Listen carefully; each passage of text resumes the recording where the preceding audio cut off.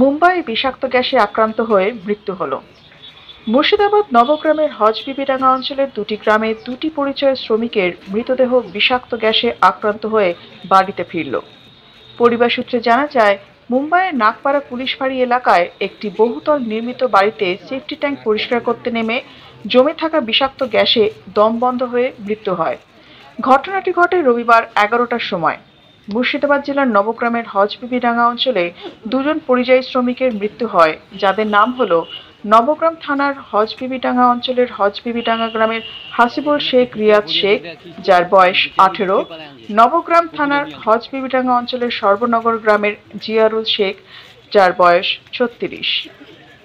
মৃত্যুর কারণ হিসেবে জানা যায়, রবিবার সেফটি ট্যাঙ্কটি পরিষ্কার করতে প্রথমে নামলে বিষাক্ত গ্যাসে আক্রান্ত হয়ে মৃত্যু হয়। দুজন পরিযায়ী শ্রমিকের মৃতদেহ ফেরে রাতে এবং তাদের কবর হয় মঙ্গলবার সকাল 8টার দিকে বলে জানা যায়। এইসব পরিযায়ী শ্রমিকেরা বাড়ির অর্থনৈতিক হাল ফেরানোর জন্য বাড়ি থেকে রওনা দেয় কেউ 1 বছর বা 6 মাস মতো। প্রতিবেশী ও আত্মীয়দের কাছ থেকে জানা যায়, নবগ্রামের হজবিবিডাঙ্গা অঞ্চলের হজবিবিডাঙ্গা গ্রামের হাসিবুল শেখ রিয়াদ শেখের বাড়িতে বর্তমানে আছে মা, বাবা, ভাই, বোন। অপরদিকে নবগ্রাম থানার হজবিবিডাঙ্গা অঞ্চলের সর্বনগর গ্রামের জিয়ারুল শেখের বাড়িতে রয়েছে হৃদরোগে আক্রান্ত স্ত্রী, নাবালিকা 2 মেয়ে আর বৃদ্ধ বাবা বলে জানা যায়। এদিনে এদের মৃতদেহ বাড়িতে এলে বাড়ির লোকেরা কান্নায় ভেঙে পড়ে, শোকাহত হয়ে পড়ে এলাকাবাসীরাও। মুর্শিদাবাদ থেকে সত্যম নিউজের বিশেষ রিপোর্ট, আপনাদের সাথে আমি সুদীপা।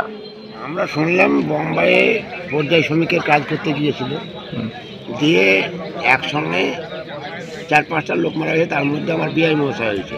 আচ্ছা। এবং তার 2টা ছেলে বাচ্চা আছে আর বৃদ্ধ বাবা আছে।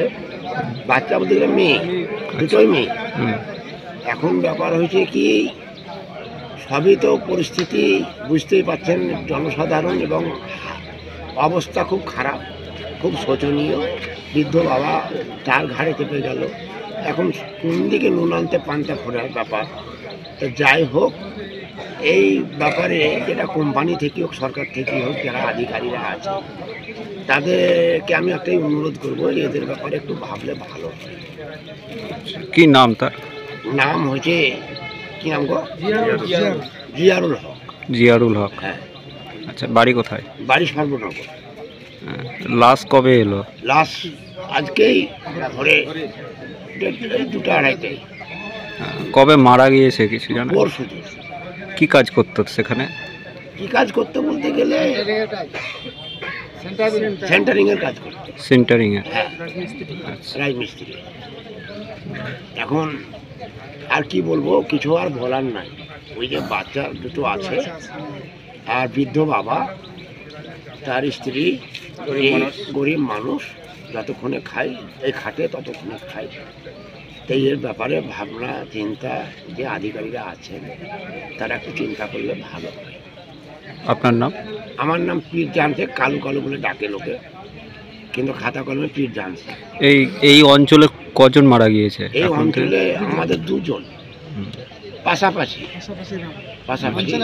অঞ্চল একটা। কতজন মারা গিয়েছে কিছু জানেন?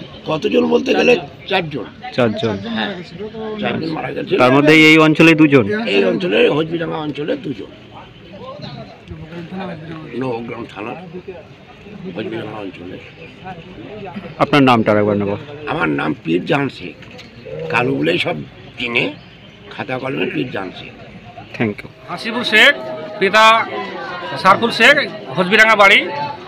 মানে কাজ করতো, শ্রমিকের কাজ করতো। শ্রমিক কাজ করতে মুম্বাইয়ে 6 মাস আগে গিয়েছিল, কিন্তু ওখানকার খবর অনুযায়ী জানা যাচ্ছে সে গ্যাস দুর্ঘটনায় মারা গেছে।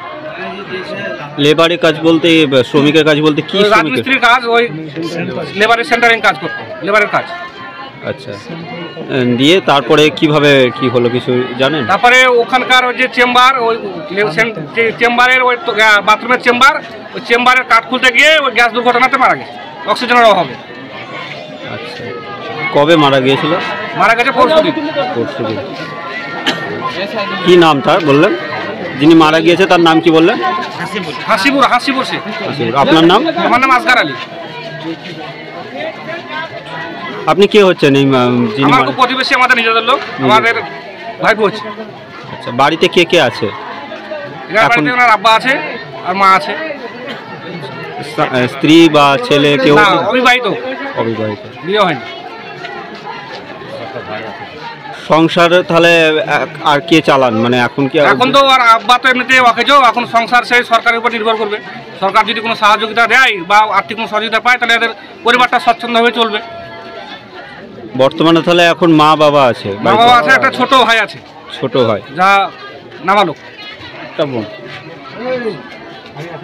আপনার নামটা একবার? আমার নাম আসগার আলী। Thank you. ভয় নয়, আপোষ নয়, শুধু সত্য খবর পরিবেশনার প্রত্যয়। সত্যম নিউজ।